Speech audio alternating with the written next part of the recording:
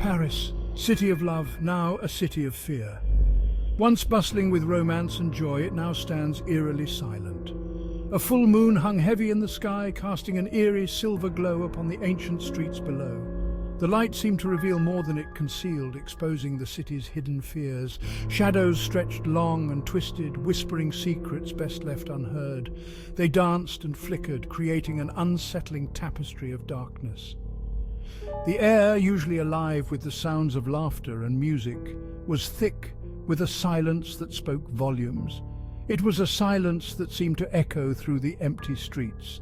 It was the silence of dread, a palpable fear that gripped the heart of the city, making every corner feel like a lurking threat.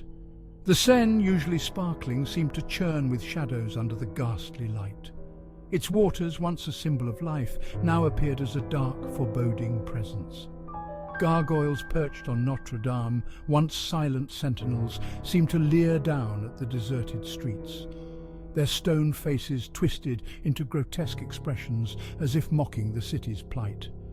An unsettling chill permeated the air, seeping into the very bones of the city and its people. It was a cold that no warmth could dispel, a chill that carried the weight of impending doom. Something was wrong, terribly wrong. The City of Lights was now shrouded in shadow, and its once vibrant heart beat with a slow, fearful rhythm. Unease turned to terror as whispers of the beast began to circulate. The City of Lights was now shrouded in a cloak of fear as the unknown creature's legend grew. The Werewolf of Paris, they called it, a name that sent shivers down the spines of even the bravest souls. A creature of the night, fueled by the moon's pale light, thirsty for blood. It was said to roam the streets hunting for its next victim under the cover of darkness. Each hushed story, more chilling than the last, painted a picture of primal fear. Around campfires and in dimly lit rooms, people whispered of its terrifying deeds. They spoke of its eyes, glowing embers in the darkness, eyes that seemed to pierce through the soul, leaving a trail of dread in their wake. Its teeth, razor-sharp, capable of tearing flesh from bone. A single bite could end a life in an instant, leaving nothing but horror behind. And its howl, a sound that seemed to strip away civilization, leaving only raw primal fear. A howl that echoed through the night, a reminder of the beast's presence. The stories spread like wildfire, each retelling adding a new layer of terror to the already grim narrative. The legend of the Werewolf of Paris grew, feeding on the fear of the unknown and the darkness that lurked within. Then came the first victim, a lone fisherman found by the River Seine, his body mangled beyond recognition. The once peaceful river, reflecting the city's lights, now mirrored its darkest fears. The crimson stain on the water, a gruesome testament to the beast's brutal power. Panic gripped the city.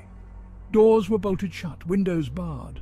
The once vibrant nightlife of Paris dwindled to nothing as fear drove its citizens indoors. But fear is a hungry beast, and it fed on the silence, growing stronger with each passing hour. The next attack hit closer to home. A young couple strolling through the Tuileries garden vanished without a trace. Only torn scraps of clothing and the echo of terrified screams remained. The beast was growing bolder, its hunger insatiable. The police were baffled. Their investigation, a desperate scramble in the dark, yielded nothing but more questions. Who was this creature? Where would it strike next? Fear, like a virus, infected every corner of the city. Paris, once a beacon of light, was now a city held hostage by terror. The night of the full moon arrived, casting an eerie glow over everything, casting an ominous glow upon the terrified city.